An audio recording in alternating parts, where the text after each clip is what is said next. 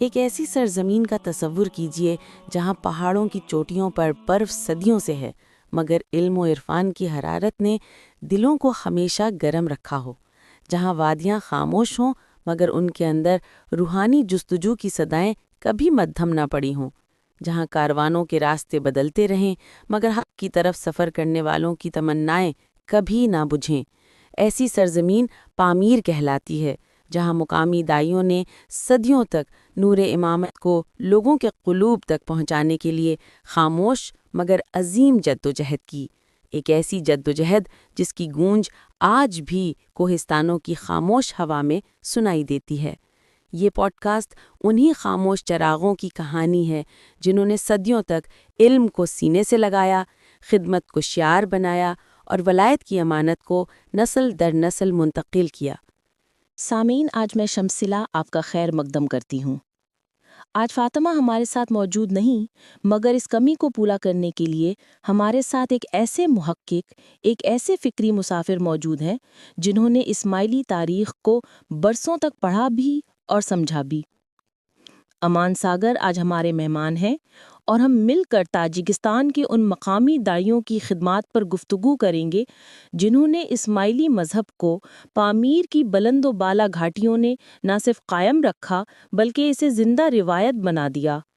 امان، سب سے پہلے یہ بتائیے کہ تاجکستان کے ان داعیوں کی تاریخ کا آغاز کہاں سے ہوتا ہے؟ شمس، تاجکستان کی اسماعیلی تاریخ ایک طویل اور پیچیدہ سفر رکھتی ہے۔ اس کی بنیادیں 9ویں اور 10ویں صدی تک جاتی ہیں، مگر سب سے بڑا اور نمایاں سنگ میل حجت الحق ناصر خسرو کی آمد ہے، جنہوں نے تقریباً 1000 سال پہلے پامیر اور بدخشان میں دعوت کو منظم بنیادوں پر قائم کیا۔ آپ کی تصنیفات سفر نامہ، جامع الحکمتین، زاد المسافر، دیوان اور روشنائی کی دیگر کتابیں آج بھی اس روایت کی روح سمجھی جاتی ہیں۔ ناصر خسرو کے بعد دعوت کا جھومر مقامی دائیوں نے سنبھالا۔ انہوں نے اسی روشنی کو اپنی زبانوں، اپنے اسلوب اور اپنے حالات کے مطابق آگے منتقل کیا۔ یہ بات اسماعیلی کتب میں بھی دہرائی گئی ہے، جیسے کتاب سیر الامامہ، کتاب المجالس والمسائر، کتاب الزبدۃ الحقائق اور تحقیقی مجموعہ تاریخ دعوت اسماعیلیہ میں بھی اس تسلسل کا واضح ذکر موجود ہے۔ واو امان، یہ مقامی دائی آخر تھے کون؟ کیا یہ باقاعدہ تعلیم یافتہ لوگ ہوتے تھے یا پھر عام دیہاتی انسان جو روحانی نسبت کی وجہ سے علم کی خدمت کرتے تھے؟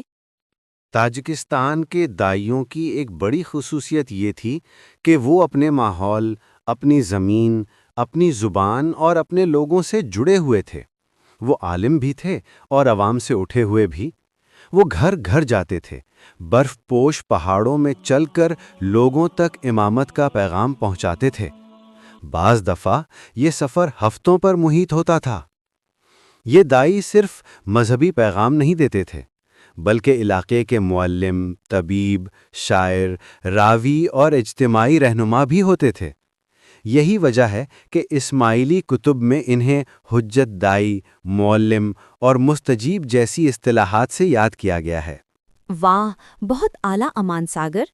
کیا آپ ان کی خدمات کو چند بڑے عنوانات میں بیان کر سکتے ہیں تاکہ سامعین سمجھ سکیں کہ ان دائیوں نے کیا کیا کام کیے؟ بالکل شمس، میں انہیں 5 بڑے ستونوں کی شکل میں بیان کروں گا۔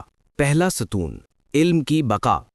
تاجکستان کے دائیوں نے علم کو برف کی مانند محفوظ رکھا۔ برس ہا برس تک کتب مخفی گھروں، غاروں اور دور دراز گھاٹیوں میں ہاتھ سے نقل کی جاتی رہیں۔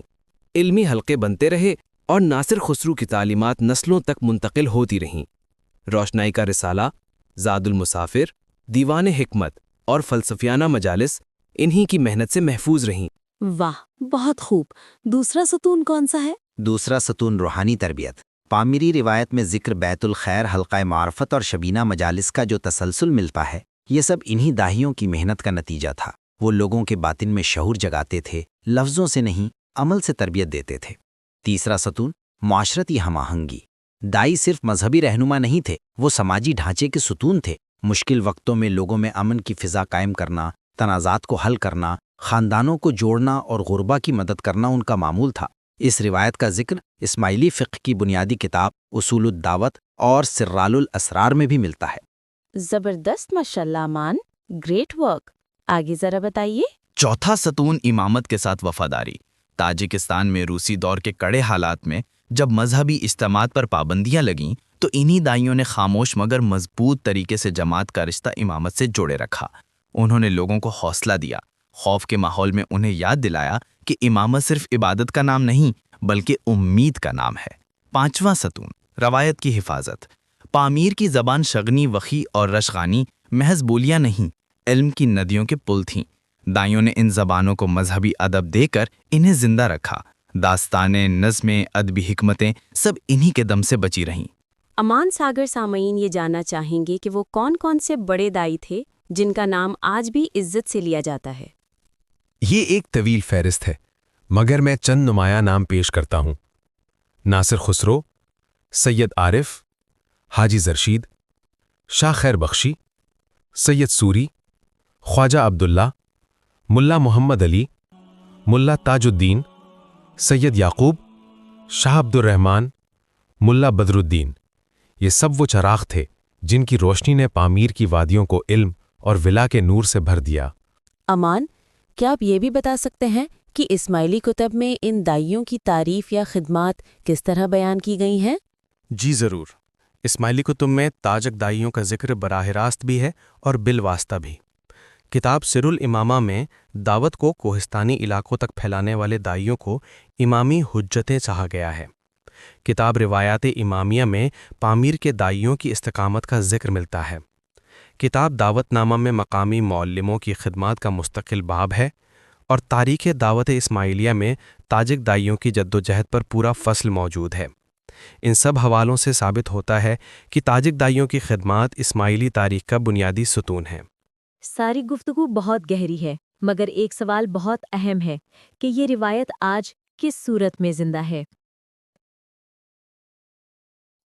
آج پامیر روس، چائنا کے کاشکرگ، سنکیان، تاجکستان، ازبکستان، کرغیزستان، افغانستان اور گلگت بلتستان و چترال میں وہی روایت کمیونٹی اسکولوں، جامعات امامت الاکبرہ کے نصاب، مقامی ادبی حلقوں اور جماعتی اداروں کی صورت میں قائم ہے۔ آج دائی صرف ایک فرد نہیں بلکہ ایک ادارہ ہے، ایک نظم ہے، ایک علم ہے جو اجتماعی سطح پر کام کر رہا ہے۔ سامعین، آج ہم نے تاجکستان کے ان مقامی دائیوں کی طویل اور عظیم تاریخ کا صرف ایک جھلک دیکھی ہے۔ یہ تاریخ صرف الفاظ نہیں، یہ وہ سانسیں ہیں جو صدیوں کے خوف، صدیوں کے برفانی موسم اور صدیوں کی خاموشی سے گزری ہیں مگر بجھی نہیں۔ یہ تاریخ ہمیں بتاتی ہے کہ نور کبھی نہیں بجھتا، اسے صرف ہاتھ درکار ہوتے ہیں جو اسے سنبھالے رکھیں، اور انہی ہاتھوں کو دنیا تاجکستان کے دائیوں کے نام سے جانتی ہے۔ آج کے مہمان امان ساگر کا شکریہ، اور میں شمس صلاح آپ سے اجازت چاہوں گی۔ سینٹرل ایشیا کے اسماعیلیوں کے بارے میں مزید اگلے پوڈ کاسٹ میں بتاتے رہیں گے۔ ان علاقوں میں اسماعیلی عقیدہ کیسے فعال رہی۔ اگر آپ چینل پر نئے ہیں تو لائک، شیئر کریں، اور اسماعیلی تاریخ کا چینل ضرور سبسکرائب کریں۔ بیل آئیکن بھی پریس کریں تاکہ نئے پوڈ کاسٹ کی نوٹیفیکیشن آپ کو بروقت موصول ہو۔ تب تک کے لیے اللہ نگہبان۔